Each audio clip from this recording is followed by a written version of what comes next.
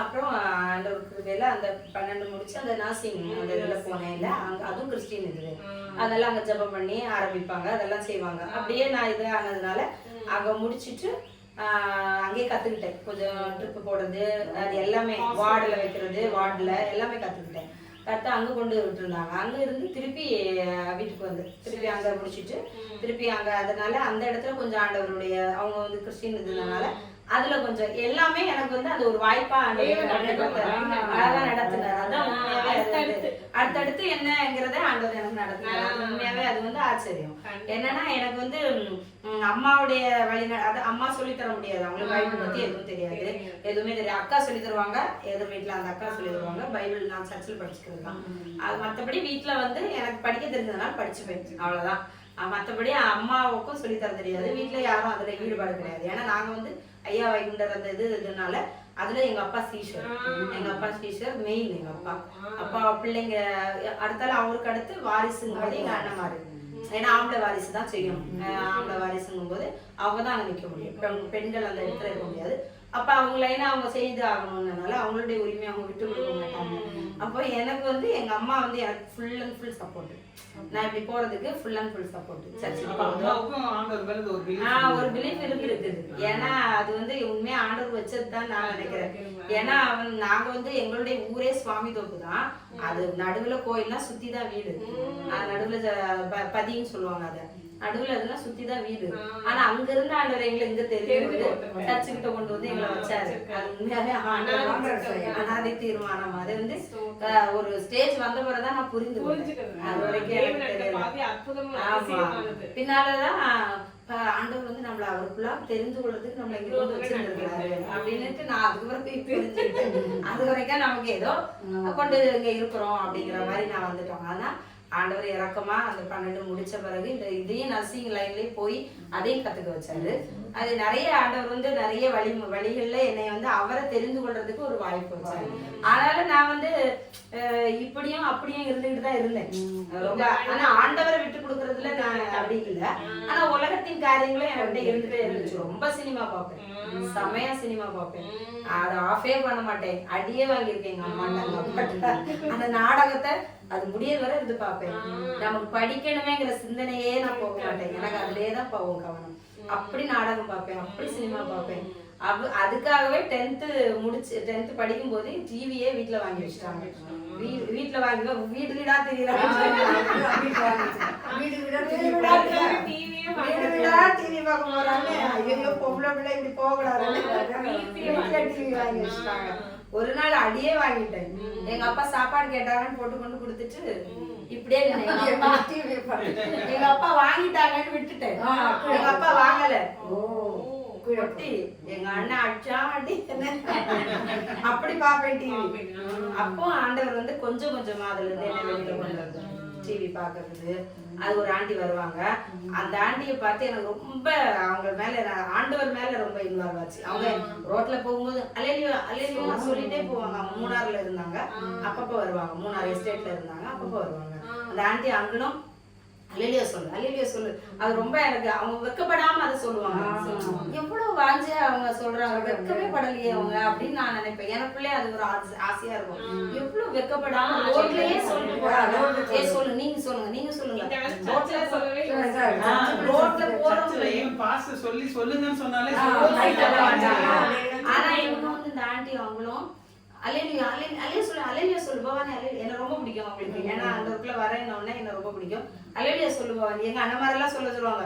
எங்க அண்ணன் மாதிரிலாம் ஒரு பக்கம் திட்டிட்டு போவாங்க, இவங்க வேலையில சொல்லி அப்படின்னு சொல்லி போவாங்க. அவங்க எதையுமே கண்டுக்க மாட்டாங்க. அவங்க என்ன சொல்றாங்க நம்ம நிறுத்திடுவோம். அவங்கள பார்த்து எனக்கு இன்னும் ஆண்டவர் அவங்க சொல்லுவாங்க. எங்க வீட்டுல வந்து ஒரு சின்ன பிரேயர் மாதிரி வச்சாங்க. எங்க அண்ணன் மாதிரிலாம் இல்லை. அப்ப வச்சப்போ சொன்னாங்க, எங்க நீ டிவி பார்க்க கூடாது, பேஸ் பார்க்கறது பிரியம் கிடையாது. நீ வந்து நான் என்ன செய்வேன் தெரியுமா, சர்ச்சு மட்டும் விட்டு முடிஞ்ச உடனே டிவி போட்டுருவேன். சர்ச்சு விட்டு டிவி பார்ப்பேன். அதுல வந்து எனக்கு ரொம்ப பிடிச்சது வந்து அரட்டை அரங்கம். அது பார்ப்பேன். அது பார்க்கலன்னா எனக்கு சாப்பாடே இறங்காது, அப்படி பார்ப்பேன். அப்போ எங்க அந்த ஆண்டி வந்து எனக்கு சொல்லி தந்தாங்க, நீ டிவி பார்க்க கூடாது, இது தப்பு, பேசி பார்க்கறதுக்கு கிடையாது. அப்படியே கொஞ்சம் கொஞ்சமா அதை மாற்ற ஆரம்பிச்சேன். எல்லாத்துல இருந்து எனக்கு கொஞ்சம் கொஞ்சமா பிரிக்க ஆரம்பிச்சிட்டாரு. அந்த விக்கிரக ஆராதனைக்கும் அதுல நான் ஈடுபாடா போக மாட்டேன். எங்க அம்மாவுடைய கட்டாயத்துக்காக அப்பாவுடைய கட்டாயத்துக்காக போகனே ஒழிய அதுல எனக்கு ரொம்ப ஈடுபாடு அதெல்லாம் கிடையாது எனக்கு. ஆனா வந்து போகணுமே, நம்ம அம்மா அப்பா அதுல இருக்கிறாங்கிறதுக்காக போவேன். ஆனா ஒரு குறிப்பிட்ட ஸ்டேஜ் வரும்போது எங்க பாட்டி இப்படி சொன்ன உடனே நான் நிறுத்த ஆரம்பிச்சேன். நான் போக மாட்டேன், நான் வர மாட்டேன். அதுக்கு சண்டை வரும் எங்க அப்பா, எப்படி நீ இப்படி மாறலாம் அப்படின்னு சொல்லி எங்க அப்பா என்னை ரொம்ப திட்டுவாங்க. ஐயோ அப்பா நான் வரமாட்டேன்னா வரமாட்டேன் அப்படின்னு சொல்லி உறுதியா நிக்க ஆரம்பிச்சு அது எல்லாத்தையும் விட வச்சாரு. கொஞ்சம் கொஞ்சமா எங்க அண்ணன் மாதிரி திட்டுவானுங்க, இவ ரொம்ப மாறிச்சா நீங்க இப்படி இடம் கொடுக்குறீங்க. ஆனா எனக்கு ஒரே சப்போர்ட் எங்க அம்மா. எங்க அம்மா என்னை விடவே இல்லை. எங்க அம்மாவுக்கு எங்க அம்மாவுடைய அந்த உண்மையாவே ஆண்டவர் எனக்கு அவங்கள ஒரு அதனாலதான் எனக்கு வந்து, ஏன்னா எங்க அம்மா சொல்லுவாங்க, எங்க அக்கா ஒரு ஆளு பாட்டை கேட்டு கேட்டு சர்ச்சுக்கு போகாம, அக்கான்னா பெரியப்பா பொண்ணு, அவங்க ரட்சிக்கப்பட்டு சர்ச்சுக்கு போகாம வீட்லயே ஜெபம் பண்ணுவாங்க. டெய்லர் அவங்க டெய்லரா இருந்ததுனால மற்ற நாள்லாம் தைப்பாங்க. ஞாயிற்றுக்கிழமை பாட்டு அங்க கேக்குது இன்னொன்னே அன்னைக்கு முழுசும் டெய்லர் தைக்க மாட்டாங்க.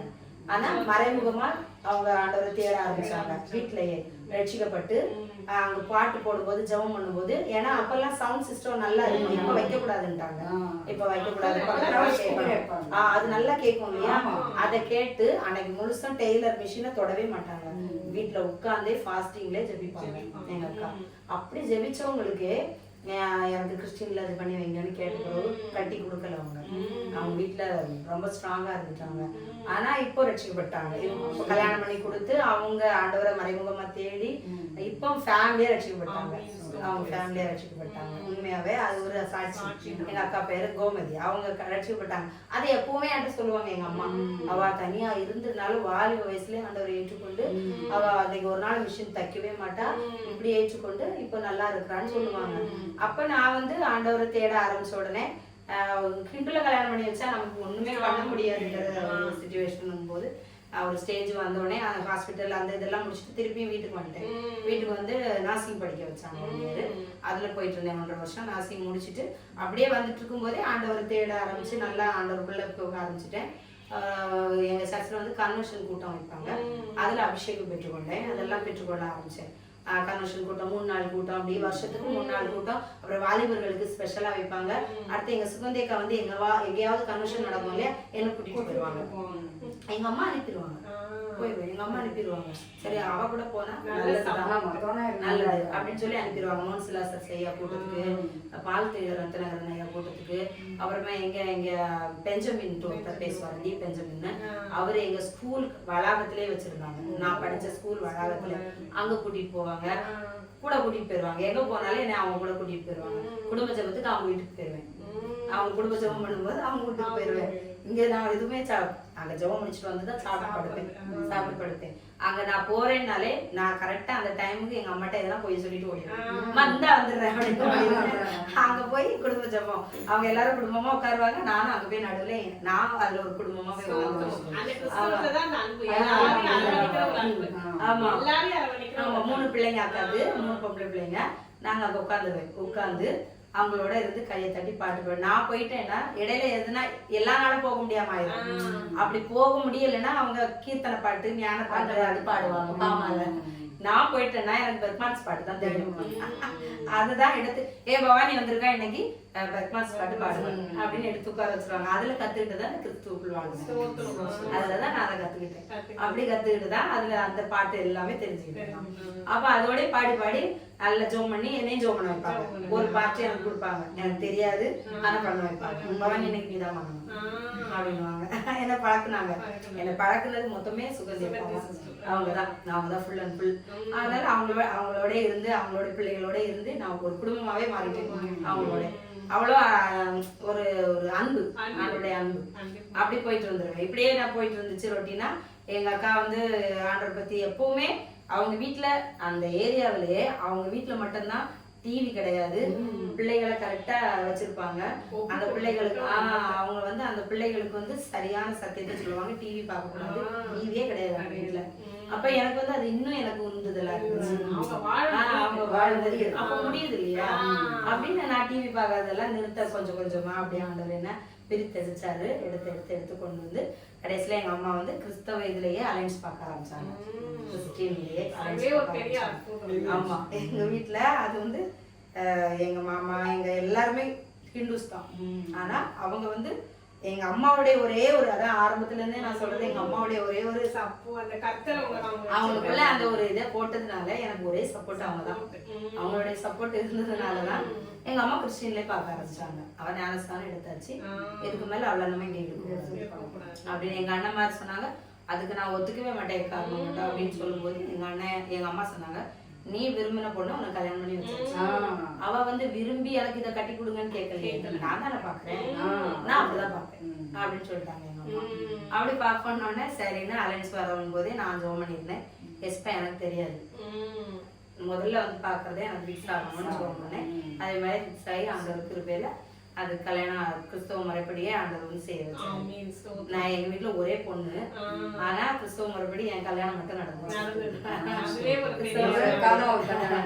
அதான் எங்க அம்மா வந்து அத வந்து எங்க அம்மாக்கு அந்த சில அற்புதங்கள் எல்லாம் ஞாபகம் வச்சுட்டு ஜெபிப்பாங்க. அப்ப எங்க அண்ணன் கல்யாணமா இருக்கட்டும், என் கல்யாணமா இருக்கட்டும், இந்த வசனத்தை சொல்லுவாங்க, எஸ்பா நீங்க வந்த வீட்டுல குறைவில்லை, நீங்க குறைவில்லாம நடத்தி அப்படின்னு சொல்லி அவங்களுக்கு தெரிஞ்சதை வச்சு ஜோம் பண்ணுவாங்க. அப்படி ஜோம் பண்ணுவாங்க. எங்க அம்மாவுக்கு என்ன சாட்சினா, எங்க அம்மா இடையில ரொம்ப வந்து வியாதிப்பட்டதுனால அதை விட ஆரம்பிச்சாங்க அவங்களுடைய தெய்வ வணக்கத்தை. அதனாலதான் அவங்க எனக்கு இன்னும் கொஞ்சம் சப்போர்ட் தரதுக்கு ஒரு இன்னும் கொஞ்சம் வாய்ப்பா இருந்துச்சு. ஏன்னா அவங்களுக்கு அவங்க நினைச்ச மாதிரி எதுவுமே அந்த தெய்வத்துக்கிட்ட நடக்காம, அப்ப எங்க அம்மா இந்த இதுல எனக்கு கொஞ்சம் சப்போர்ட்டாவே. ஏன்னா நிறைய காரியங்களை ஜெபித்து பெற்றுக்கொண்டாங்க. அவங்க பக்கத்துல ஜெபிக்க சொல்லுவாங்க, இவங்களும் தெரிஞ்ச மாதிரி ஜெபிப்பாங்க. அப்ப நிறைய பெற்றுக்கொண்டாங்க. எங்க அண்ணன் எங்க தம்பி எல்லாரும் உடம்பு முடியாம இருக்கும் போதெல்லாம் சுகம் கிடைச்சிச்சு. அப்போ இது இங்க ஒரு வல்லமை இருக்குது அப்படிங்கறத ருசிக்க ஆரம்பிச்சாங்க. ஏன்னா அந்த சாமிக்காக அவங்க நடந்தே போனவங்க, வெறுங்காலே நடப்பாங்க, சுத்தி வெறுங்கால நடக்கும். பிரகாரத்தை எல்லாம் சுத்தும் போது வெறுங்கால் தான், எல்லா இடமே வெறுங்காலே போவாங்க. வீட்டுல இருந்தே வெறுங்கால தான் போகணும், வெறுங்கால தான் போவோம். போய் அந்த கிணத்துல குளிச்சு அப்ப சுத்தி வரக்கூடிய அந்த வைராக்கியமா இருந்த அம்மா எனக்கு ஒரு சப்போர்ட்டா நின்னாங்க. அது உண்மையா ஆண்டவருடைய கிருபை. அப்படி அவங்க வைராக்கியமா எனக்காக நின்னது உண்மையா ஆண்டவர் எனக்கு கொடுத்த ஒரு பெரிய தேவதூதன் போலன்னு தான் நான் சொல்றேன். ஏன்னா ஏசாவை சந்திக்கும் போது சொல்லுவார் இல்லையா, எனக்கு தேவனை போல அப்படின்னு சொன்ன மாதிரி எங்க அம்மா வந்து எனக்கு ஒரு தேவதூதனை போல ஆண்டவர் கொடுத்திருந்தாரு. அதனாலதான் எனக்கு ஆண்டவருக்குள்ள அந்த இதுக்குள்ள வர்றதுக்கு உண்மையா ஒரு நல்ல வாய்ப்பா இருந்துச்சு. அதுக்கப்புறம் கிறிஸ்தவ இதுலயே ஆண்டவர் கல்யாணத்துக்கு ஆண்டவர் சம்மதிக்க வச்சு. எங்க அண்ணன் சம்மதிக்கல, எங்க பெரிய அண்ணன் சம்மதிக்கல. ஆனாலும் ஆண்டவர் கிருபையில எங்க அம்மாவுடைய அந்த ஸ்ட்ராங்னால எனக்கு திருமணம் முடிவாகி, திருமணம் முடிவாக்குற ஒரு 2 மாசத்துக்கு முன்னாடி ராப்போஜன் எடுத்தேன், திருவிருந்துல சேர்ந்தேன். எல்லாத்தையும் ஆண்டவர் வந்து நேர்த்தியா நடத்தி அழகா நடத்தி கிருபையா ஆண்டவர் என்ன கொண்டு போய் கிறிஸ்தவ முறைப்படியே திருமணம் முடிய வச்சு, அடுத்து உடனே குழந்தைய ஆண்டவர் கொடுத்தாரு. ஃபர்ஸ்ட் டெலிவரிக்கே ரொம்ப கஷ்டப்பட்டேன். ஃபர்ஸ்ட் டெலிவரிக்கே டேட் வர்றதுக்கு முன்னே வரக்கூடாதுன்ட்டாங்க. டேட் வந்த பிறகும் எனக்கு வலி வரல, டேட் வந்த பிறகும் வலி வரல. எல்லாமே என்னுடைய ஆண்டவருக்குள்ள அந்த ஜெபத்துலதான் பெற்றுக்கொண்டேன் ஒண்ணு. ஏன்னா ஆப்ரேஷன்ங்கிறதுக்கு போவே கூடாது ஆண்டவரே, நான் உங்க பிள்ளை, என் மேல கத்தி வைக்க கூடாது அப்படின்னு நான் ஜெபம் பண்ணேன். அப்போ பெரிய பொண்ணுக்கு பெரியவா வயிற்றுல இருக்கும்போது ரொம்ப கஷ்டப்பட்டேன். அப்போ கூட்டிட்டு போயாச்சு, டயட் முடிஞ்சிடுச்சு, இதுக்கு மேல என்னமோ பண்ண முடியும், வலி வரலையேன்ட்டாங்க. என்ன பண்றது, நாங்க உள்ள ஹாஸ்பிட்டல்ல உள்ள கூட்டிட்டு போயாச்சு. எங்க அம்மா எல்லாம் வெளியில இருக்கிறாங்க, ஏன்னா கவர்மெண்ட் ஹாஸ்பிட்டல்ல உள்ள ரிலேஷன்ல விட மாட்டாங்க. அப்ப உள்ள போயாச்சு, தனியாவே படுத்திருக்கேன். எல்லாரும் அவங்க பாட்டுக்கு பேசிட்டு சிரிச்சிட்டு இருக்காங்க. ஆனா நான் என் பாட்டுக்கு படுத்துட்டு, ஆண்டவரே நான் இங்க இருக்குது உங்களுக்கு சுத்தமா, நான் இங்க இருக்கலாமா, ஏன்னா நீங்க முதல்ல நீங்க வெளியே கொண்டு வாங்க, எனக்கு டெலிவரி நாளைக்கே டெலிவரி நார்மலா அப்படின்னு அழுது அவங்ககிட்ட கேட்டுட்டே படுத்துட்டு இருந்தேன். அடுத்த நாளே வலி வந்துச்சு. வலி வந்து அடுத்த நாளே குழந்தை மழைனா மழை, அவ்வளவு மழை, ஊத்துன்னு ஊத்துது. அந்த டைம் எப்போன்னா கரெக்டா வந்து பெரிய வெள்ளிக்கு பிறந்தான் பெரியவா வந்து, பெரிய வெள்ளி அந்த டைம் கரெக்டா பெரிய வெள்ளி. ஏப்ரல்ல பிறக்கல, அப்போ மட்டும் மார்ச்ல வந்துச்சு. ஒரு வாட்டி மார்ச்ல வந்துச்சு, மார்ச் 2008 21 பிறந்தான். நீங்க நம்ம முன்ன போய் பார்த்தோன்னா கரெக்டா, ஐயோ நம்ம ஈஸ்டருக்கு போக முடியாது, இப்போ வலி வந்துட்டு ஹாஸ்பிட்டல்ல இருக்கிறனே நினைச்சுக்கிட்டு இருந்தேன். கரெக்டா ஈஸ்டர் பெரிய வெள்ளிக்கிழமைக்கு பிறந்தான். அதுக்கப்புறம் இன்னும் அது அப்படி வரல. அப்ப பார்த்துதான் ஆமா நிஜமா ஆச்சரியம் தான். அதே அன்னைக்கு வெள்ளிக்கிழமை பிறந்தா 3ஆவது நாள் மூச்சு பேச்சு எதுவுமே இல்லை பிள்ளைங்க. 3ஆவது நாள் பிள்ளை மூச்சு பேச்சு எதுவுமே இல்லை, அழல அப்படியே இருந்தா. எங்க அம்மா பிள்ளைக்கு பால் கொடு பாப்பா மக்களே அப்படின்னு தட்டுனாங்க. அவ ஒண்ணுமே அசைவு இல்லாம இருந்தான். எங்க அம்மா பயந்துட்டாங்க. எங்க அம்மா அதுக்கு பிறகு ஆண்டவர் பிடிக்க ஆரம்பிச்சாங்க. விசுவாசத்துல தட்டுறாங்க வாழல. நான் வயிற்றுல இருக்கும்போதே ஏசப்பா முதல் பிறக்கிற குழந்தை கற்பத்திலிருந்து முதல் பிறக்க குழந்தை உங்களுக்கு அது எந்த குழந்தையா இருந்தாலும் பெண்ணா இருந்தாலும் சரி ஆணா இருந்தாலும் சரி அது உமக்கு அப்படின்னு ஒப்பு கொடுத்துருந்தேன். 3ஆவது நாளே ஒண்ணுமே இல்லாம இருக்கான். தடுப்பூசி போட போகணும் அப்ப கொண்டு போகலாம் அப்படின்ட்டு தூக்கும் போது எங்க அம்மா பிள்ளை இப்படி இருக்கிற நீ பார்க்கவே இல்லையா அப்படின்றாங்க. அப்படியே சில்லுன்னு ஆயிடுச்சான். ஒரு மாதிரி எதுவுமே இல்லாம ஆயிடுச்சான். அப்புறம் எங்க அம்மா தூக்கிட்டு ஓடினாங்க. நான் ஆண்டவரேன்னு ஜெபம் பண்ணிட்டு இருந்தேன். அப்புறம் குழந்தைங்க டாக்டர்கிட்ட கொண்டு போய் பார்த்தா கொஞ்ச நேரத்துல அப்புறம் அழுதுட்டா. ஆண்டவர் வந்து திருப்பி ஒரு மறுபடியும்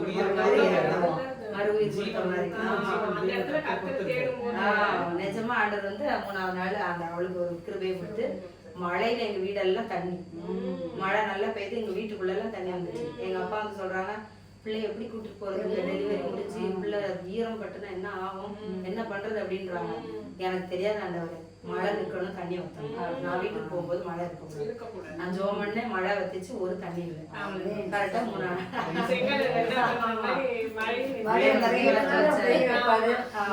நாள் எனக்கு தெரியாது ஆண்டவரே, நீங்க நினைச்சா முடியும், நீங்க செய்யுங்க. அப்படியே கூட்டு போனா 40 நாளையில இந்த மண்ணன் ஒரு இது மாதிரி வியாதி வந்துருச்சு பிள்ளைக்கு. 40 நாள் தான் குழந்தைக்கு. மறுபடியும் அவளுக்கு ஒரு பலவீனம். ஏசப்பா ஃபர்ஸ்ட் நான் சர்ச்சுக்கு எடுத்து போயிட்டு தான் எனக்கு ஹாஸ்பிட்டல் போவேன். நான் எந்த ஹாஸ்பிட்டலுக்கு போவேன் நீங்க சொல்ல மாட்டேன் அப்படின்னு ஜபம் தான் மடியிலே வச்சு ஜபம். அப்புறம் ஆண்டவர் சோன் கொடுத்து சர்ச்சுக்கு தான் முதல்ல எடுத்துட்டு போவேன் அப்படின்னு சர்ச்சுக்கு முதல்ல எடுத்துட்டு போய் அப்படியே ஆண்டவர் வந்து அந்த ஒரு வைராக்கியத்துல அதுலயே ஆண்டவர் எனக்கு கிருபை கொடுத்து 2ஆவது குழந்தை வயிற்றுல இருக்கும்போது 2 தடவை கீழே விழுந்துட்டேன். 2ஆவது பெரிய பாப்பா வயிற்றுல இருக்கும்போது 2 தடவை கீழே விழுந்துட்டேன். ஒரு தடவை குடத்தை தூக்கிட்டு கீழே விழுந்துட்டேன். குடம் தூக்கி ஏறும்போது கீழே விழுந்துட்டேன். ஒரு தடவை படிக்கட்டுல இருந்து கீழே விழுந்துட்டேன். அது 2துலயும் ஆண்டவர் காப்பாத்தி அந்த டெலிவரியும் கஷ்டமாயிடுச்சு. அந்த ஆப்ரேஷன் தான்ங்கிற மாதிரி ஆகிட்டாங்க. ஏன்னா இன்னைக்கு டேட்டு அப்படின்னா ஒரு 5 நாளைக்கு முன்னே வலி வர ஆரம்பிச்சு. வலி வந்துன்னா டெலிவரி ஆகணும், இல்லைன்னா நார்மல் ஆக முடியாது, ஆப்ரேஷன் அப்படிங்கிற மாதிரி ஆயிடுச்சு. அதுக்கும் ஜெபம் பண்ணேன், ஆண்டவரே எனக்கு தெரியாது, நீங்க நார்மல் தான் ஆக்கிதாங்க அப்படின்னு. பிரைவேட் ஹாஸ்பிட்டல் போனா அவங்க தண்ணி எதுவுமே இல்லாம ஆப்ரேஷன் தான் பண்ணிட்டாங்க. ஐயோ ஆப்ரேஷன் அம்மாவுக்கு எவ்வளவு காசு நம்ம வைக்கணும், என்ன பண்ண முடியும் ஆண்டவரே, என் உடனே கட்டி வைக்க கூடாது, நான் அதுக்கெல்லாம் ஒத்துக்கூடவே மாட்டேன். அழுது ஜோம் பண்ணிட்டு ஆண்டவர் வந்து உடனே நாங்க மறுபடியும் ஹாஸ்பிட்டலுக்கு கவர்மெண்ட் ஹாஸ்பிட்டலுக்கே போயிட்டோம். ஆசாரிப்படலாம் அங்க போனா அங்க செக் பண்ணிட்டு யாருமா சொன்னது உனக்கு தண்ணி இல்லைன்னு, நல்லா இருக்குது குழந்தை, நார்மலாவே டெலிவரி இருக்குது, நீ சும்மா இரு. எனக்கு ரொம்ப ஆச்சரியம். ஏன்னா ஆப்ரேஷன் பண்ணணும்ட்டே சொல்லிட்டு நான் வழியெல்லாம் ஜோம் பண்ணிட்டே தான் போயிட்டு, எனக்கு தெரியாது முதல் குழந்தைய நல்லா கொடுத்தீங்க, அதே போல இந்த குழந்தைக்கு வந்து செய்யுங்கன்னு அழுதுட்டே ஜோம் பண்ணிட்டு போயிட்டே இருந்தேன். அங்க போனோடனே ஸ்கேன் பார்த்துட்டு ஒரு பிரச்சனை இல்லை, நார்மலாவே டெலிவரி ஆயிடும்ட்டாங்க. கரெக்டா 23 நவம்பர் 2009 அவ பிறந்தான். சின்னவ பிறந்தான், எந்த பிரச்சனையும் இல்லாம சின்னவ பிறந்தான். அப்படியே ஆண்டவரை பிடிச்சுக்கொள்ள ஆரம்பிச்சு நான் கல்யாணம் ஆகி வெளியில வரும்போது எங்க அக்கா சொன்ன ஒரு வார்த்தை, எங்க சுகந்தி அக்கா, நீ இயேசுவை பிடிச்சுக்கிட்ட நீ நல்லா இருப்ப.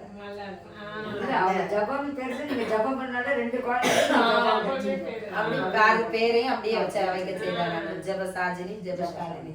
அப்படியே ஆண்டவர் வந்து நான் பெரும்பான்மையா ஆண்டவர்கிட்ட சொன்னது என்னன்னா, எனக்கு 2 பிள்ளைகளையுமே ஊழியத்திலே எடுத்து பயன்படுத்துங்க, எனக்காக இல்ல உங்களுக்காக எடுத்து பயன்படுத்துங்க, அப்படிதான் ஒப்பு கொடுத்தேன். அந்த மாதிரியே ஆண்டவர் வந்து அழகா கொடுத்தாரு. நல்லா 2 பிள்ளைகளையும் அழகா வளர்க்க வச்சாரு. இப்பதான் ஓரளவுக்கு ஆண்டவர் அந்த ஒரு ஸ்டேஜுக்கு வந்துட்டாங்க. ஆண்டவர் அப்படியே பிடிச்சிட்டு கத்தருக்காக நிக்கணும்னு அவர் வாங்கிறாங்க.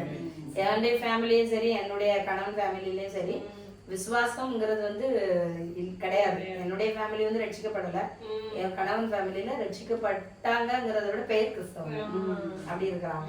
அந்த ஒரு கிறிஸ்துவின் அன்புக்குள்ள இல்லாததுனால கொஞ்சம் எனக்கு கஷ்டமா இருக்கும். எல்லா முறைகள் எல்லாம் கரெக்டா செய்வாங்க, அந்த ஒரு விசுவாசத்துல கொஞ்சம் பலமா இல்லாம இருப்பாங்க. மத்தபடி எனக்கு எல்லா விதத்திலயும் ஹெல்ப்பா இருப்பாங்க, அதெல்லாம் வந்து குறை சொல்ல முடியாது. ஆனா எனக்கு அதை விட கடவுளை தேடினா நல்லா இருக்குமே அப்படிதான் கொஞ்சம் வாஞ்சியா இருக்கும். அவங்க நமக்கு எல்லா விதத்திலயும் ஹெல்ப்பா இருந்தாலும் ஏஸ்போ தேடினா நல்லா இருக்குமே அப்படிங்கிற மாதிரிதான் இருக்கும். அப்படியே ஆண்டவர் வந்து என்னைய வந்து தாயின் கருவிலே தெரிந்து கொள்ளாதுங்கிறது உண்மையாவே ஆண்டவர் வந்து அழகா ஆண்டவர் வந்து என்ன நடத்துனது, பிரித்தெடுத்தது. இந்த ஊருக்கு வரும்போது எனக்கு ரொம்ப பயமா இருந்துச்சு. நான் 2007 எனக்கு கல்யாணம் ஆச்சு. இந்த ஊருக்கு வரும்போது எனக்கு ரொம்ப பயம். இங்க யாரு எனக்கு ஹெல்ப் பண்ணுவா, யாருடைய உதவி எனக்கு கிடைக்கும்ன்றத, நான் இங்க போறேனே, என்னை இங்க கூட்டு போறீங்களே, எதுக்கு என்ன கூட்டு போறீங்க அப்படின்னு சொல்லி இந்த வாலாஜாவுக்கு வரும்போ எனக்கு ரொம்ப பயம். இங்க வந்தா யாருடைய ஒத்தாசையும் இல்லையே, நம்ம ஊரை விட்டு இப்படி வரவே இவ்வளவு தூரம் அப்படின்னு ரொம்ப பயமா இருந்துச்சு. ஆனா ஆண்டவர் என்ன பலப்படுத்திட்டே கொண்டு வந்தார். அவருடைய பலன் தான். 2 டெலிவரிக்குமே என் கூட யாருமே கிடையாது. இங்க இருந்து அப்புறமா ஊருக்கு கூட்டிட்டு போறதுக்கு இவர் கொண்டு விட்டாரு, அவ்வளவுதான். அது வரைக்கும் நான் தனியா தான் இங்க இருந்து சமைக்கிறதோ செய்யறதோ எல்லாமே செஞ்சுட்டு இருந்தேன். அப்படி ஆண்டவர் என்ன வந்து அவர் ஒரு பயந்தாங்கொழி. நான் வந்து ரொம்ப படிக்கிறவங்களும் கிடையாது. எல்லா விதத்திலுமே ஒண்ணும் இல்லாத என்ன வசனம் சொல்ற மாதிரி ஆகாததுன்னு தள்ளப்பட்ட தலைக்கெல்லாம் மேல ஆண்டவர் என்னை தெரிந்து கொண்டாரு. உண்மையா எங்க வீட்டுல நான் தான் பேதை, ஒண்ணும் தெரியாது, படிக்க தெரியாது, மார்க் எடுத்துக்கிட மாட்டேன், எதுவுமே எனக்கு தெரியாது. அதாவது வித்தியாசமான எந்த டேலண்டும் என்கிட்ட கிடையாது. எங்க அண்ணன் மாதிரி தம்பிங்க எல்லாம் நல்ல தம்பி, ஒரு தம்பி இருக்கிறான், அவெல்லாம் அவ்வளவு ஐக்யூ பவர், செம பவர் உண்டு அவனுக்கு. எதுனாலும் கரெக்டா உடனே பதில் சொல்லுவான். எங்க 2 அண்ணன்மாரும் அப்படிதான். ஆனா எனக்கு ஒண்ணுமே கிடையாது. ஆனா என்ன ஆண்டவர்ட்ட எப்பவுமே கேட்பேன், ஏசுபா நான் ஒண்ணுமே இல்லாத எல்லாம் எப்படி தெரிஞ்சுக்கிட்டீங்க, இவங்க எல்லாம் நல்லா படிக்கிறாங்க, அவங்களெல்லாம் விட்டு என்ன தெரிஞ்சுக்கிட்டீங்க. அப்பதான் ஆண்டவர் சொல்லுவாரு, பைத்தியமான அப்படின்னு சொல்லி அந்த வசனத்தை ஞானிகளை வெட்கப்படுத்தும்படி பைத்தியமான ஒண்ண நான் தெரிஞ்சுக்கிட்டேன் அப்படின்னு சொல்லி உண்மையா ஆண்டவர் வந்து அப்படி தெரிந்து கொண்டு என்னை இன்னைக்கு வரைக்கும் ஆண்டவர் நடத்திட்டு இருக்காரு. நிறைய அதிசயங்களை வனாந்திர பாதையா இருந்தாலும் இப்ப எனக்கு 40 வயசு கரெக்டா, 40 வருஷம் வனாந்திரத்துல நடந்த மாதிரி இருந்தாலும் கண்மலையா அவர் என்னோட இருந்தாரு. ஆமா ஆமா, கண்மலையா அவர் என்னோட கூட இருந்து கண்டிப்பா மேகத்தூண்லயே கண்டிப்பா. அதே போல ஒண்ணும் இல்லாத சூழ்நிலைகளா இருந்தாலும் நம்ம எகிப்த நினைக்க கூடாதுங்கிறத நிறைய கற்றுக் கொடுத்தாரு. கண்டிப்பா. ஆமா, எகிப்துங்கிறது பழசுதான். இடையில 2 சவுண்ட் கேட்டனால ரெக்கார்ட் ஆகுதாங்கிறத டவுட்டுக்காக. ஓகே. அப்போ எனக்கு வந்து அந்த ஒரு சூழ்நிலை என்ன சொல்ல வந்து எகிப்துங்கிறது வந்து நம்ம பழைய வாழ்க்கை. எந்த சூழ்நிலையிலும் நீ எகிப்தை மட்டும் நினைக்கிறேன். ஆமா, எந்த சூழ்நிலையா இருந்தாலும் நான் உன்னை நடத்துவேன். என்னை ஆண்டவர் வந்து ரட்சித்து நான் முழுசா ஆண்டவரை ருசிக்கும் போது எனக்கு அந்த வாக்கு தத்தமே, நான் உன்னை விட்டு விலகுவதும் இல்லை, எனக்கு கொடுத்த வசனம் அதுதான். எனக்கு வாக்கு தத்தம் அதுதான். ஆண்டவர் நீங்க சொல்லியிருக்கீங்கல்ல, நான் கைவிட மாட்டேன், உன்னை விட்டு விலக மாட்டேன், விலகாதீங்க, என்னை பிடிச்சிடுங்க, நான் உங்களை விடவே மாட்டேன் அப்படின்னு சொல்லி ஆண்டவருக்குள்ள பிள்ளைகளுக்காக இருந்தாலும் சரி, எதுக்காக இருந்தாலும் சரி, இது வரைக்கும் மருத்துவமனைக்குன்னு போனது விரலிட்டு என்னலாம் ஆண்டவருக்கு வேலை ஜெபத்துலதான். ஆண்டவரை நீங்க சுகமாக்குங்க, என் பிள்ளைகளுக்கு நீங்க சுகம் கொடுங்க. அது கொஞ்ச நாள் போயிட்டு இருக்கும்போது ஃபீஸ் நம்மளால கொடுக்க முடியாத ஒரு சூழ்நிலை குழந்தைங்கள்ல. நான்லாம் நிறைய தடுப்பூசி போடவே இல்லை பிள்ளைங்களுக்கு. சிக்கன் பாக்ஸ் ஊசியே போட்டது கிடையாது. கடைசியில சிக்கன் பாக்ஸ் வந்துச்சு. ஆனா ஆண்டவர் எந்த தீமைக்கும் ஒப்பு கொடுக்காம அழகா என்ன சுகமாக்கி அந்த பாதையில என்னுடைய குடும்பத்தின் காரியங்கள்ல என்னோட ஆண்டவர் இருக்காருங்கிறத என்னுடைய ஃபேமிலி தெரியப்படுத்த ஆண்டவர். அந்த சூழ்நிலையில கூட நாங்க தனியா தான் கஷ்டப்பட்டோம். ஆனாலும் ஆண்டவர் வந்து எங்களை சுகமாக்கி நான் சுகமாக்குவேன், இந்த நாள்ல நீ சர்ச்சுக்கு போவேங்கிற மாதிரி எல்லாம் ஆண்டவர் வந்து எங்களோட. அந்த டைம்ல ரொம்ப மழை, 2015 ஆமா மழை அந்த டைம்ல. அப்பெல்லாம் நாங்க வீட்டுக்குள்ளே கிடந்து கஷ்டப்பட்டோம். அதனால ஆண்டவர் எங்களை வரிசையா எனக்கு பிள்ளைகளுக்கு அடுத்த எங்க வீட்டுக்காரங்களுக்கு அதுலயும் ஆண்டவர் என்ன கைவிடல. எல்லா சூழ்நிலையிலும் தேவன் என்னோட கூட இருந்தார். ஏசு என்னோட இருந்து என்ன நடத்தி இன்னைக்கு அப்பா இல்ல அம்மா இல்லதான். ஆனா ஆண்டவர் எனக்கு இந்த வசனத்தை கொடுத்தாரு. தகப்பனும் தாயும் கைவிட்டாலும் நான் உன்னை சேர்த்துடுவேன், நான் உன்னை சேர்த்துக் கொள்வேன், நான் உன்னை கைவிட மாட்டேன். இன்னைக்கு வரைக்கும் அப்பா இல்லங்கும் போது சிலருக்கு வந்து அது ஆச்சப்படாததா இருக்கும். ஆனா நான் ஆண்டவர் இயேசுவா நீங்க எனக்கு அப்பா இருக்கிறீங்க, அம்மாவா நீங்க இருக்கிறீங்க. அது கொஞ்சம் கஷ்டமா இருந்தா கூட என்னைய அந்த நேரத்துக்கு ஆண்டவர் அழகா தேய்ச்சி இன்னைக்கு வரைக்கும் ஆண்டவர் வந்து 40ங்கும் போது அந்த லைஃப் 40 முடிய வச்சிருக்கிறாரு. 40 வருஷம் என்ன தாங்கிருக்காரு. இன்னமும் ஏந்துவேன் தாங்குவேன் சொல்லியிருக்கிறாரு. உண்மையா ஆண்டவர் வந்து எனக்கு கொடுத்த இந்த வாழ்க்கைக்காக அவர் என்ன ரட்சித்ததுக்காக நான் வாழ்நாள் முழுசும் நன்றி சொன்னாலும் போதும். ஆமா, ஏன்னா வந்து ஒரு பக்தன் சொல்லும் போது இயேசுப்பா நீங்க இருக்கிற இடம் நரகமா இருந்தாலும் அங்க நான் இருக்கேன்.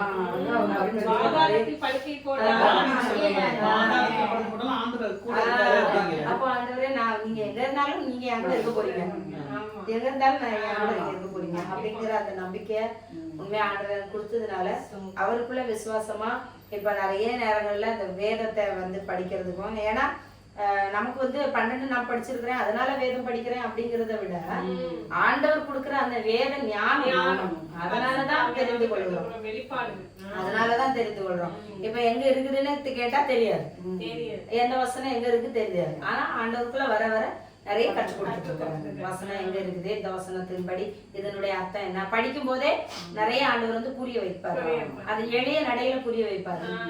அது வந்து நமக்கு ரொம்ப அது வந்து ஓ இப்படி இருக்குதா இதனுடைய அர்த்தம் அப்படின்னு இன்னொரு வாட்டி படிக்கும் போது அது வேற மாதிரி அர்த்தம் புரிய வைக்கிறாரு.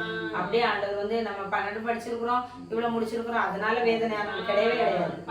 நான் சொல்லவே மாட்டேன், அது ஆண்டவர் எனக்கு கற்றுக் கொடுத்தாரு. ஒரு காரியத்தையும் நம்ம படிக்கும் போது யோசேப்பு கதையா இருக்கட்டும், கிதியோனா இருக்கட்டும், அந்த ஒன்னொன்னையும் ஆண்டவர் வந்து திருப்பி திருப்பி படிக்கும் போது நிறைய வெளிப்பாடுகளை நிறைய காரியங்களை ஆண்டவர் வந்து கற்றுக் கொடுக்கும் போது ரொம்ப பிரயோஜனமா இருக்கு. அப்ப லோத்து வந்து என்ன சொல்லுவாரு, வந்து ஐயோ எங்களுக்கு அந்த மலைக்கு போக முடியாது, இந்த பக்கத்துல இருக்க ஊருக்கு எனக்கு போறதுக்கு அனுமதி கொடுங்க அப்படின்னு சொல்லி அவர் கேட்பாரு. அப்ப எனக்கு ஆண்டவர் வந்து அந்த காரியத்தை என்ன சொன்னாருன்னா, மலைக்கு போகிறத அவர் வந்து ஏற்றுக்கொள்ளல, இந்த பக்கத்துல இருக்கிற ஊரு பாதுகாப்பா இருக்கும்னு அவனா முடிவு பண்ணி எடுத்துக்கிட்டாரு அவரு. ஆனா மலை இருந்தது கண்மலை, அங்க நீ வந்தேன்னா நித்திய பாதுகாப்பு அப்படிங்கறத ஆண்டவர் எனக்கு வெளிப்படுத்த. அப்ப நித்திய பாதுகாப்பு வேணுமா, கொஞ்சம் பாதுகாப்பு வேணுமா? ஊர் வந்து டெம்பரரி, அது என்னைக்கு மேல அழிஞ்சிரும். கண்மலை வந்து என்னைக்கு அப்ப நான் வந்து மலைக்கு தான் ஓடி போகணும், இதை தெரிந்து கொள்ள கூடாது, நான் அதைதான் தெரிந்து கொள்ளணும் அப்படின்னு. அப்ப ஒவ்வொரு வசனம் படிக்கும் போது ஆண்டவர் வந்து அவருடைய விளக்கத்தை எனக்கு கற்றுக் கொடுக்கணும். உண்மையா ஆச்சரியமா ஆச்சரியமா அப்பெல்லாம் எனக்கு தெரியாது. அப்பெல்லாம் எனக்கு சும்மாவே படிப்பேன், சும்மா பைபிள் படிக்கணும் வரிசையா அப்படி படிப்பேன். அது இன்னொரு அற்புதம் என்னன்னா, எங்க அம்மாவுக்கு நான் நர்சிங் முடிச்சுட்டு வரும்போது அது அப்பெண்டிசைட்டிஸ் எல்லாம் என்னன்னு தெரியும் இல்லையா, எந்த பக்கம் வலிக்கும் அதெல்லாம் தெரியும் இல்லையா, கண்டுபிடிச்சு. அப்ப எங்க அம்மா திடீர்னு வலிக்குதுன்னு சொன்னாங்க. தொட்டு பார்த்தா அப்பெண்டிசைட்டிஸ். அம்மா இது வந்து ஆபரேஷன் பண்ண வேண்டியது இருக்கும், நிறைய எங்க ஹாஸ்பிட்டல்ல நடந்திருக்கு, நீங்க ஹாஸ்பிட்டல்ல போய் பாத்துருங்கம்மான்னு கூட்டிட்டு போனேன். அங்க போனா என்ன சொல்லிட்டாங்க, ஆபரேஷன் பண்ணணும். எங்க அம்மா இல்லாம நான் ஒரு நாள் இருந்தது இல்லை. எங்க அம்மா இல்லைன்னா எனக்கு தூக்கமே வராது. அதனால அன்னைக்கு ஹாஸ்பிட்டல்ல அட்மிட் பண்ணியாச்சு.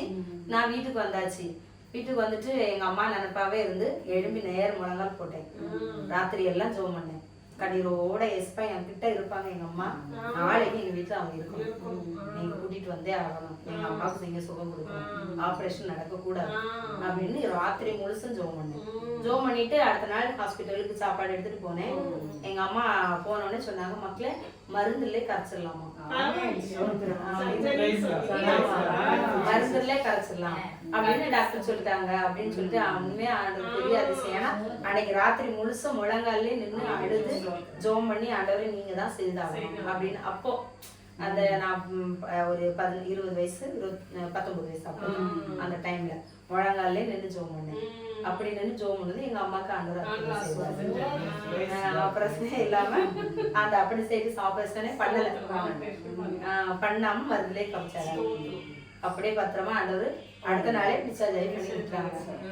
அப்படி ஆண்டவர் வந்து அற்புதம், நிறைய அற்புதம் எங்க அம்மாவுடைய வாழ்க்கையில நிறைய. நான் ஜெபம் பண்ண ஆண்டவர் வந்து ஏசுப்பா நீங்க செய்தே ஆகணும் அப்படின்னு கேட்கும்போது நிறைய பெற்றுக்கொண்டேன். அப்படி ஆண்டவர் வந்து அற்புதமா ஆண்டவர் நடத்திட்டு இருந்தாரு. அப்புறம் இந்த கேன்சர்ல படுக்கையில் ஆகும்போதும் ஜெபம் பண்ண பக்கத்து வீட்டு அண்ணன் வந்து ஜெபம் பண்ணாங்க, எழும்பி உட்கார்ந்தாங்க. அப்புறம் படுக்கையிலே இருந்தவங்க எழும்பி உட்கார்ந்தாங்க. அப்படி ஆண்டவர் வந்து நிறைய அற்புதம் செய்து இப்ப ஆண்டவரோடு கூட அம்மா இருக்கிறாங்க. அம்மாவும் ரட்சிக்கப்பட்டாங்க, அப்பாவும் ரட்சிக்கப்பட்டு அவங்கள ஞானஸ்தானம் எடுத்து ஆண்டவர் ரொம்ப கஷ்டப்பட்டாங்க. ஆனாலும் நான் ஆண்டவரோட இருக்கிறேங்கிற நிச்சயத்தோட ஓடி ஓட்டத்தை முடிச்சிருக்கிறேன். நானும் அவங்கள சந்திப்பேங்கிற நிச்சயத்தோட இன்னும் என்னுடைய சகோதரர்களுக்காக ஜெபித்துட்டு இருக்கிறேன். கண்டிப்பா இந்த சகோதரர்கள் ஆண்டவர் உங்களுக்கு அவர் மேல விசுவாசத்தை பார்த்து உங்க முழு குடும்பத்தையும் சாட்சியை கேட்கும்போது அவங்க அந்த 2 பேர் வந்து உண்மையிலேயே வந்து அவங்க சுகந்தி சிஸ்டரும் உங்க அம்மாவும் அவங்க 2 பேருடைய இது தான் வந்து பாத்தீங்கன்னா பெரிய பங்கு. தேவன் வந்து உங்களை எவ்வளவு நேசிக்கிறதுனால அவங்க மூலமா வந்து உங்களை வந்து எப்படி வந்து தனக்காக தேவன் தெரிந்து கொண்டாரு பார்க்க முடியுது. அது நிஜம். ஏன்னா அவங்களே எனக்கு வாய்ப்பு கொடுக்கலன்னா நான் போயிருக்க மாட்டேன். அக்காவுடைய இந்த இதுவும் இல்லைன்னா நான் போயிருக்க மாட்டேன். கண்டிப்பா அம்மாவுடைய என்கரேஜ்மெண்ட்டும் அம்மா வந்து அலோவ் பண்ணது ப்ரொடெக்ட் பண்ணாங்க. அந்த சிஸ்டர் வந்து உங்களுக்காக உங்களை ஆண்டவருக்குள்ள வளர்த்துது. சோ இதுல இருந்து நம்ம எல்லாம் என்ன தெரிஞ்சுக்கிறோம்னா நமக்கு சமயம் கிடைச்சாலும் கிடைக்காதுனாலும் தேவனுடைய வார்த்தையை நம்ம அருகில் இருக்கவங்க சொல்லிட்டே இருக்கோம். ஏன்னா தேவன் ஒவ்வொரு ஆத்மாவும் என்ன பண்ணுவாருன்னா அவருக்கு தெரிஞ்சிருக்க ஆத்மாவை நம்ம சொல்ற வார்த்தைகள் மூலமா பெரிய ஆளா தேவன் மாத்துவார். அவங்க மூலமா அநேக நாங்கள் வந்து கொண்டு வருவாரு. எங்க சுகந்திகா அதுக்கு ஒரு ரொம்ப இப்போ எங்க சுகந்திகா தான் என்னை இங்க இழுத்துட்டாங்கன்னு எங்க சுகந்திகாவே தேவையில்லாம பேசுறாங்க எங்க அண்ணமாரு. ஆனா ஒரு நாள் புரிஞ்சுக்குவாங்க. எங்க அக்காவும் அவங்கள பத்தி குறைய நீ ஜெபம் பண்ணு தம்பியே ரட்சிக்கப்பட்டுருவான். அவங்க ஒரு ஆள் தான் எங்க வீட்டுக்காக கையை நீட்டி ஜெபம் பண்ணி நாங்க இல்லாம போகணும்னு நினைச்சாங்க. பக்கத்து வீட்டுல எல்லாருமே எங்க சுகந்திகாவை தவிர இந்த பக்கம் இருந்தவங்க இவங்க இங்க இருக்கவே கூடாது, எப்படி ஒரு ஹிந்து வந்து இங்க வந்து இருக்கலாம் அப்படின்னு ரொம்ப வைராகியமா எங்களை மூர்க்கமா ஒரு கிறிஸ்தவங்களாவே நடந்து எப்படி இருக்க கூடாதோ அதுக்கு ஒரு சாட்சியா இங்க இருந்தாங்க. எப்படி இருக்கணுங்கிறதுக்கு சாட்சியா இருந்தாங்க. 2 விதமா கற்றுக் கொடுத்தாரு. ஆனா எப்படி இருக்க கூடாதுங்கிறவங்க இன்னைக்கு இல்லவே இல்லை. எங்க பக்கத்துல அவங்க வீடை இடிச்சிட்டு வாழவே முடியாம எங்கேயோ வாடகை வீடு போயிட்டாங்க. இன்னைக்கு நாங்க அந்த இடத்துல வீடு கட்டி உண்மையா எப்படி இருக்க கூடாதோங்கிறவங்க இல்லாம போயிட்டாங்க. எப்படி இருக்கணும்னவங்க 3 பொம்பளை பிள்ளைகளுக்கும் டவுரியே வாங்காம கல்யாணம் பண்ணி டவுரியே வாங்கலையா 3 பொம்பளை பிள்ளைகளுக்கும் டவுரியே கொடுக்க மாட்டேன். நான் ஜோமன் நேர்வழியா நடத்தி 3 பிள்ளைகளும் அவ்வளவு அழகு. ஏன்னா அவங்க சைடுல சொல்லுவாங்க ஓகே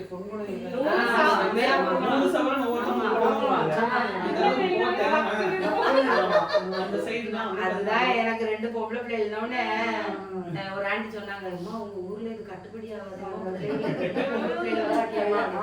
நான் சொன்னேன் நான் பெற்றுக்கொள்ளல, கொடுத்தது என்னால முடியுமா? பொம்பளை பிள்ளையா ஆம்பளை பிள்ளையா நானா உருவாக்குறேன். அவர் கொடுத்தாரு, வச்சிருக்கேன். அவரே பார்த்து அவரே நடத்துவாரு. நான் கவலையே விட மாட்டேன். அவர் அதுக்கேத்த நேரம் ஏற்ற நேரம் அழகா செய்வாரு, நடத்துவாரு. என் கல்யாணமே ஒரு சாட்சி, ஒரு நகை கிடையாது. எனக்கு போட்டே ஆகணுங்கிறது ஒரு சிச்சுவேஷன்ல இந்த செயின் மட்டும் வச்சிருந்தேன். ஒரு செயின் மட்டும் தான் என்கிட்ட இருந்தது. அந்த செயின் மட்டும் தான் வச்சிருந்தேன். 22 பவுன் போட்டு கட்டி கொடுத்தாங்க. எங்களுக்கு வந்துச்சுன்னே தெரியாது.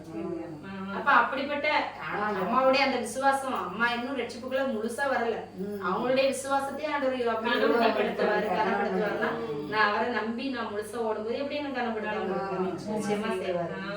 அவர் பார்த்துக்குவாரு. அந்த ஓட்டத்திலேயே ஆண்டவர் வந்து என்னை பூரணப்படுத்தி இந்த வருஷம் நிஜமா நான் நினைச்சு பார்க்கவே இல்லை. இந்த 40வது வயசுல இப்படி ஒரு சாட்சி நினைக்கவே இல்லை. கடந்த 20ஆம் தேதி எனக்கு 40 வயசு முடிஞ்சிச்சு. 40 வருஷம் வனாந்திர பாதையா இருந்தாலும் ஆண்டவர் நடத்தி என்ன ஒரு சாட்சி எடுத்து 40 வருஷம் வந்து வனாந்திரத்துல இருந்து கிராஸ் ஆகி உள்ள கானான் தேசத்தை போய் சுதந்திரிச்சாங்களோ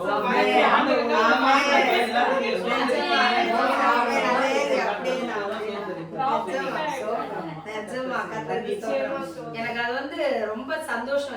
40 வருஷம் என்ன நடத்திட்டு இருக்கிறீங்க, உண்மையா ஆச்சரியம் ஆண்டவரே. ஆச்சரியப்படுமா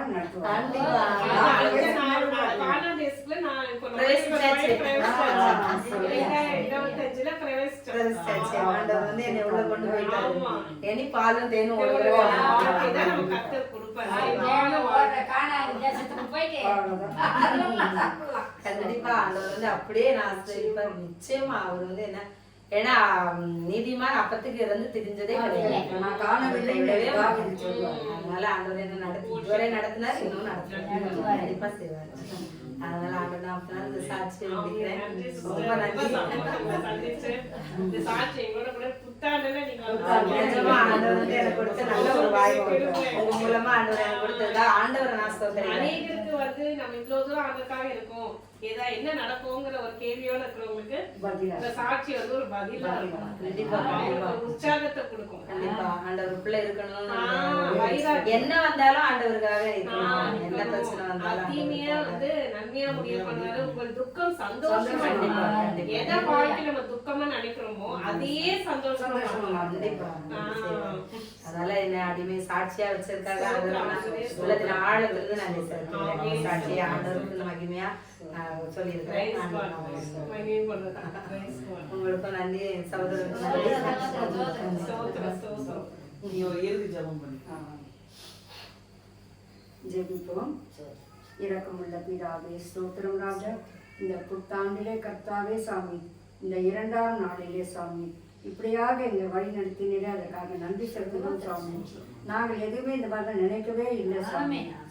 பகவான் எப்போ வருவாங்கன்னு சொல்லிட்டு டைம் கூட நாங்கள் சொல்லலை, கூப்பிட ஒன்றுமே இது பண்ணி நம்ம சும்மா வார்த்தையில சொன்னோம். ஆனால் நம்ம சகோதரி கர்த்தாவை அடியாவோட அந்த அழைப்புக்கும் என் மகள் கூப்பிட்டு அந்த அழைப்புக்கும் இங்கே வந்து எங்களோட இத்தனை நேரம் அவங்க ஸ்பெண்ட் பண்ணாங்க. அதற்காக நன்றி அப்பா. அவங்க சொன்ன சாட்சி ஒவ்வொரு வார்த்தையும் சரி, இந்த மாதிரியான இளம் தம்பதிகளுக்காகவும் எல்லாருக்காகவுமே இது பொருத்தமான சாட்சியாக இருக்கிறது. குடும்பத்துல மற்றவர்களெல்லாம் நமக்கு தடையா இருக்கும்போது தாய் என்கிறவள் பாசத்தை பாலிலே பாசத்தை ஊற்றுற மாதிரி இயேசுவின் அன்பையை ஊற்றி வளர்த்திருக்கிறார்கள் சுவாமி. ஒரு தாய் ஒரு குடும்பத்திலே கிறிஸ்துவ அறிந்தவர்களா இருந்தாலும் அந்த குடும்பமே ரட்சிக்கப்படும். அதற்கு இன்னொரு சாட்சியாக எங்க மாப்பிள்ளையோட தாயும் கூட நினைக்கிற சுவாமி. அவர்களும் அப்படித்தான். அவங்க தந்தை வந்து ஆண்டவரை கடைசி வரைக்கும் ஏத்துக்காத இருந்தா கூட அந்த தாய் அந்த குடும்ப வாழ்க்கையிலும் சரி, கணவருக்கு செய்யற பணிவிடையிலும் சரி, 2 பிள்ளைகளையும் கர்த்தாவை நன்றாக படிக்க வைத்து, இன்ஜினியர் படிக்க வைத்து, கூடவே அவங்க என்ன உலகப்பெல்லாம் படிப்பெல்லாம் இருந்தா கூட இந்த வயதுல கூட எனக்கு என்ன ஆச்சரியனாக்கா, நீ முதல்ல பைபிள் படிச்சியா, நீ சர்ச்சுக்கு போனா இப்படி கேட்பாங்க. 42 வயசுல கூட ஒரு தாய் கேட்கறாங்கன்னா எவ்வளவு ஆச்சரியம். கல்யாணம் பண்ணி கொடுத்தா மனைவி பார்த்துப்பாங்க. இந்த காலத்துல அதெல்லாம் இல்லாம ஒரு தாயின் கடமை செய்திருக்கிறார்கள். கர்த்தாவே எங்களுக்கு அருமையாக இந்த சகோதரிகள் தந்தீரே, அதுக்காக ஸ்தோத்திரம். இத்தனை நேரம் அவங்க சாட்சி சொன்னாங்க, அவங்க தாயாரை பற்றி சொன்னாங்க. அருமையாக அவங்க தந்திருக்கிற அந்த ஒளிவு மர கண்டுகளை போல அந்த குழந்தைகளுக்காக பெண்களுக்காக ஸ்தோத்திரம் சுவாமி. நான் பெண்ணை பெற்றுவேன் என்று உலக கவலைப்பட்டாலும் நான் கவலையே படமாட்டேன் என்ற விசுவாசத்தை தந்தீரே, அதற்காக ஸ்தோத்திரம் சுவாமி. ஜபசெல்வி ஜபாக்காக ஸ்தோத்திரம் சாமி. அந்த 2 பிள்ளைகளுக்கு கர்த்தாவே ஜபம் ஜபம் என்று பேர் சொல்லி ஜபசாலினி ஜபசாஜினி என்று பெயர் வைத்திருக்கிறார்கள். நம்ம பேர் வைக்கும் போது ஜபம் என்று பேர் வைத்தால் அவர்கள் ஜபிப்பார்கள். அதே மாதிரி எங்கள் அருமையான மகளுக்காக ஸ்தோத்திரம். அன்றைய ஜபசித்திராக்காக ஸ்தோத்திரம். அவருக்கு ஆசீர்வதித்து தந்தீரே, அதற்காக ஸ்தோத்திரம். 10 ஆண்டு நான் வந்து அடியான் ஜபித்த போது கர்த்தாவே இப்படி ஒரு மகளை கொடுத்து அநேகருக்கு சாட்சியாக இருக்கும். மற்றவர்கள் சாட்சியும் மற்றவர்கள் கொண்டு செல்லத்தக்கதாக சாமி. அவர்கள் இருவரும் வந்து இந்த சாட்சியை கர்த்தாவே அந்த செல்போன் மூலமாக இந்த மாதிரி சாட்சியை கேட்க, அதை கேட்கிறவர்கள் பயனடையத்தக்கதாக சாமி நீர் ஆசீர்வதிக்கணுமா ஜெபிக்கிறோம் சாமி. அமராவதி அம்மாக்காக சொல்றோம் சாமி. அவர்கள் இந்த நேரத்துல கர்த்தா அவங்க நாங்கள் கூப்பிடவே இல்லைன்னு சொல்ல போனாங்க. கர்த்தாவை நீர் தான் அனுப்பி வைத்து எவ்வளவு அற்புதமான நேரம், அற்புதத்தின் நேரம் என்று சொல்ற மாதிரி அற்புதத்தின் நேரம் தான் இது. அவன் சாமி அந்த தாயாரை கொண்டு வந்து அவர்கள் எவ்வளவு அருமையாக சாட்சியை சொன்னாங்க. ஒரு லிவிங் விட்னஸ் 1 இல்லை 2 சாட்சி நாங்கள் 2 பேர் மூலமாக கேட்டோம். அதற்காக நன்றி சாமி. இப்போது கூட கர்த்தாவை இந்த மீதியான நேரத்தில் உங்களோட பிரசனம் எங்களோட எப்போதும் கூட இருக்கட்டும். இந்த நேரத்தை ஆசீர்வாதம் கொண்டபடியாக சொல்றேன். இதை பார்க்கிறவர்கள் கேட்கிறவரும் இரட்டைப்பான ஆசீர்வாதம் பெறத்தக்கதாக சாமி நீ காத்துக்கொள்ள வேண்டுமா இயேசு கிறிஸ்து மூலம் ஜெபம் கேளும் பிதாவே. ஆமென். ஹல்லேலூயா. ஹல்லேலூயா. Praise the Lord.